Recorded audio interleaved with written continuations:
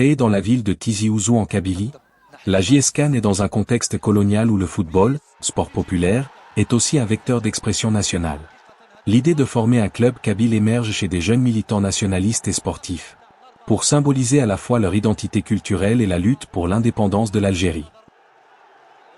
La JSK s'impose rapidement comme une équipe forte en Kabylie, s'attirant le soutien massif des habitants de la région.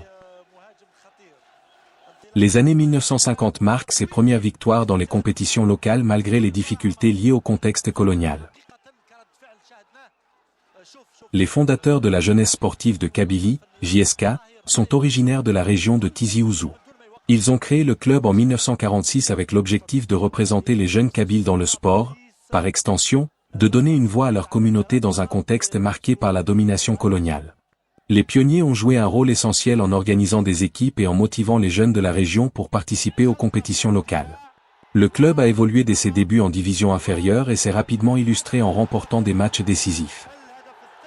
Au fil du temps, la JSK a non seulement gravi les échelons du championnat algérien, mais elle est également devenue un symbole de la culture kabyle.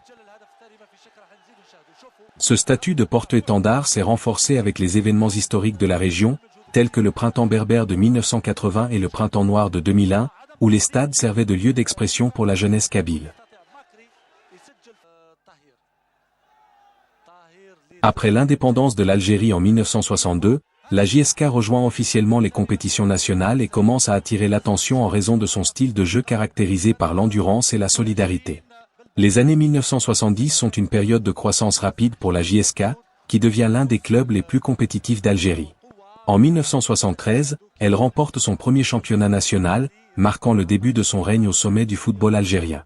Cette période est également marquée par l'arrivée de joueurs talentueux et de formateurs rigoureux, qui installent une discipline stricte et un esprit collectif.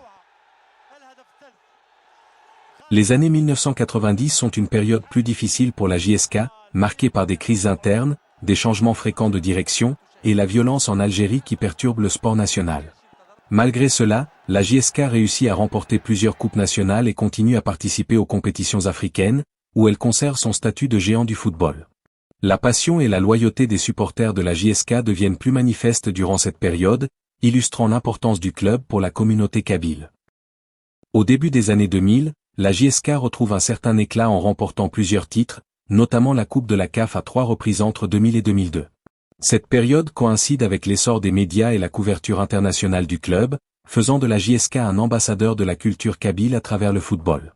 Toutefois, le club doit également s'adapter aux nouveaux défis économiques, ce qui le conduit à explorer de nouvelles sources de financement et de professionnalisation, bien que cela reste difficile en raison des contraintes économiques et politiques.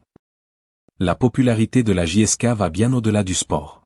Représentant la fierté amazighe, le club est souvent considéré comme un porte-étendard de la culture kabyle, se manifestant notamment lors d'événements sociopolitiques comme le « Printemps berbère » en 1980 et le « Printemps noir » en 2001, période marquée par des revendications pour les droits des Kabyles en Algérie.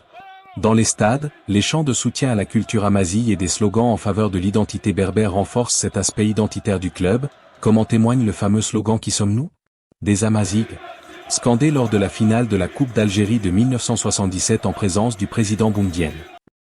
Ces dernières années, la JS Kabylie, JSK, a traversé des périodes marquées par des difficultés tant financières qu'organisationnelles. L'arrivée de nouveaux investisseurs, dont l'opérateur public ATM Mobilis, a donné un souffle d'espoir en avril 2024 en devenant propriétaire du club, ce qui représente un changement majeur de direction. El Hadi Ould Ali, ancien ministre de la Jeunesse et des Sports, a pris la présidence, reflétant des efforts pour stabiliser le club et raviver ses ambitions compétitives. Sur le terrain, la JSK a peiné à retrouver la gloire de ses décennies passées. Les récents résultats ont été en deçà des attentes, entraînant des réunions d'urgence et des discussions internes sur les ajustements tactiques nécessaires. L'entraîneur Abdelkader Benchika a été confirmé dans son poste malgré les contre-performances, avec des attentes importantes pour les prochains matchs qui pourraient influencer son maintien au club. Le président et le directeur général restent confiants en sa capacité à redresser l'équipe avec un meilleur jeu collectif et une intégration des nouvelles recrues. Ces changements sont essentiels pour redorer le blason de la JSK, qui a toujours été une institution culturelle et sportive importante en Algérie. Les supporters espèrent que la stabilité administrative apportera aussi des résultats positifs sur le terrain.